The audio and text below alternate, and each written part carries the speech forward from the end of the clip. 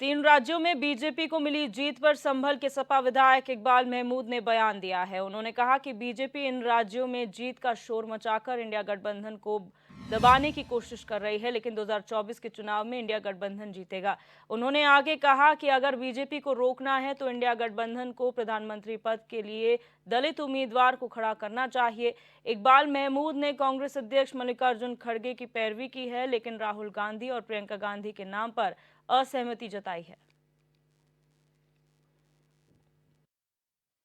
आ रहे हैं तो देश की राजनीति में बहुत बड़ी फर्क पड़ेगा और इंडिया गठबंधन 3/4 से ज्यादा सीटें लेकर आएगा। क्या इंडिया गठबंधन में एमआईएम पार्टी शामिल होगी, जिस तरह तेलंगाना में एमआईएम का स्पीकर कांग्रेस ने अकबरुद्दीन ओवैसी को बनाया है? एमआईएम को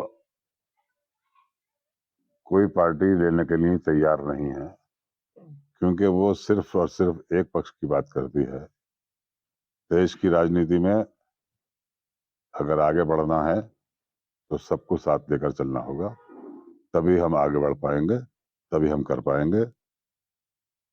7 विधायकों की पार्टी अपने प्रदेश के अंदर 7 खड़ा करते हैं और दूसरे प्रदेशों में 25, 30, 40 तक करते हैं, और वहां करते हैं जहां सिर्फ मुसलमानों की अक्सरियत होती है। वो मुसलमान को हराने का काम करते हैं, जिताने का काम नहीं करता है। वो भारतीय जनता पार्टी को जिताने का काम। और सतीश सिंह हमारे संवाददाता हमारे साथ फोन लाइन पर जुड़ चुके हैं।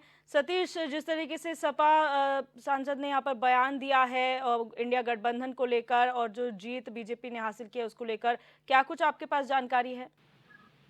देखिए, मैं आपको बता दूं, जनपद संभल में सपा विधायक इकबाल महमूद इन्होंने यानी कॉन्फ्रेंस की थी और कॉन्फ्रेंस दौरान एक इन्होंने कहा है कि 3 राज्यों में जो भाजपा की शानदार जीत मिली है, उसी को लेकर विधायक इकबाल महमूद का कहना है कि बीजेपी जो इन राज्यों में जीत कर आई है, ये शोर मचा रही है। इसी के लिए उन्होंने कहा है कि कोशिश कर रहे हैं कि जो उन्होंने जो दावा किया गया है कि 2024 में जो चुनाव होगा तो इंडिया गठबंधन जीतेगा, और वहीं पर जो इन्होंने ये भी बात कहा है कि अगर किसी दलित के लिए यहाँ पर प्रधानमंत्री बनाया जाए तो इन्हें कोई हराने वाला नहीं है। जी, जिस तरीके से उन्होंने कहा कि दलित चेहरों को प्रधानमंत्री के लिए खड़ा करना है, लेकिन राहुल गांधी और प्रियंका गांधी के चेहरे पर असहमति जताई है। अगर ऐसा होता है, अगर प्रियंका राहुल में से कोई खड़ा होता है प्रधानमंत्री पद के लिए, तो क्या सपा इसका समर्थन नहीं करेगी?